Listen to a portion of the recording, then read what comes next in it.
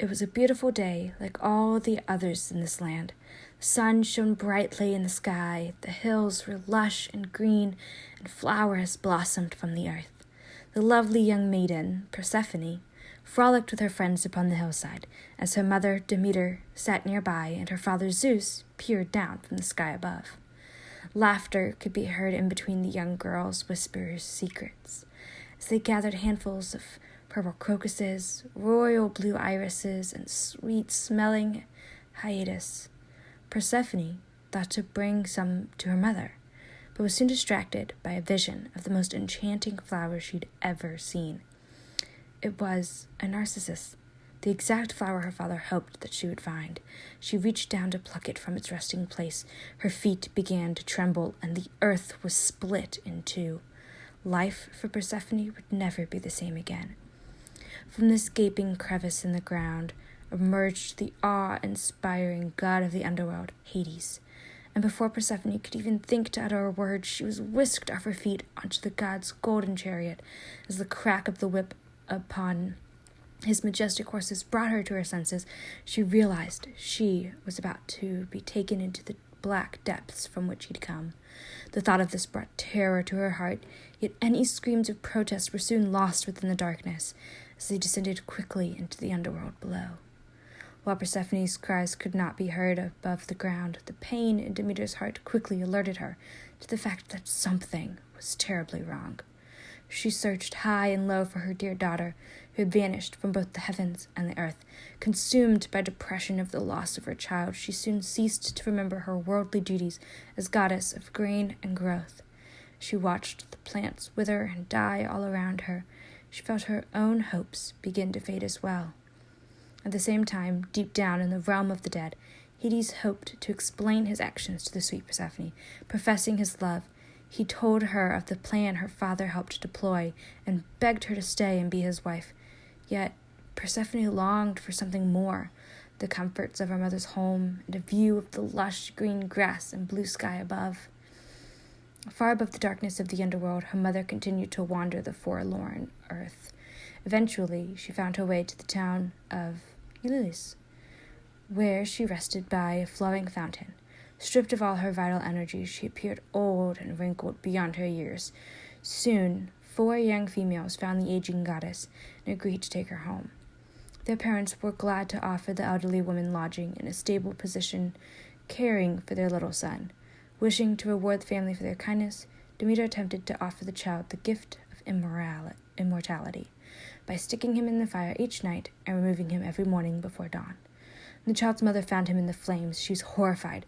Her mortal mind could not comprehend the actions of the goddess. She asked her to leave their home at once. This immediately brought back Demeter's fighting spirit, who surprised them by exposing her true self.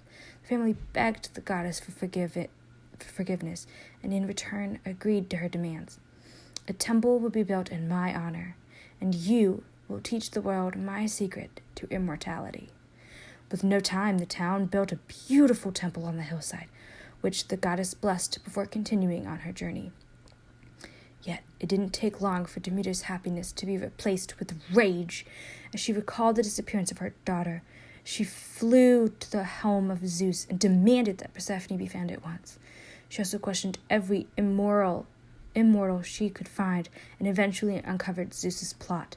In an attempt to appease Demeter's growing anger, he dispatched a messenger to retrieve their daughter from the depths. Upon his entry to the underworld, the messenger, Hermes, was amazed at what he found. Instead of finding a frail and fearful Persephone, he found a radiant and striking queen of the dead. She had adjusted well to her new position, saying she had even found her calling. The goddess was now in charge of greeting the new arrivals and helping them adapt to their new life. While she wished to see her mother up above, she was torn by her desire to remain Hades' wife. Hoping to comfort Persephone in her confusion, Hades came to his queen's side. He gently kissed her forehead and urged her, "Do not fret. Eat instead from this fruit I know you will like." She pressed the red pomegranate seeds to her lips. She listened to his words. He told her he would miss her very much, but her duties as a daughter mattered too. So she climbed into the chariot and bid her husband farewell. As Hermes sped them off to the middle realm of Mother Earth, the home of her devoted mother. The flowers sang joyfully of her return, while her mother beamed with pride. Yet the child that she had bore and raised had changed while she was gone. She had grown into a goddess, one both beautiful and wise. And the more that Demeter inquired about her experiences below, the more she came to worry that the life they knew was gone. She recalled a declaration Zeus had made from the heavens up above. In order for Persephone to return to the home and life she had known, the young goddess must be as pure as the day she left her mother's side. However, the ruby stain upon her lips spoke of the beauty's fate. Persephone had tasted of the fruit of the life. It could not be erased. Even so, Zeus loved his daughter too much to send her back to Hades without the hope of returning to her mother abode up above. So, each spring, Persephone comes back with the flowers that paved her way, to tell the story of rebirth, hope, and harmony. And each fall, when she leaves again for the underworld below, her mother mourns and winter comes, while she waits for her return. Yet, for Persephone, there is no remorse. She looks forward to the time she spends as Hades' queen and wife, and to guiding those who have lost their way to the next phase.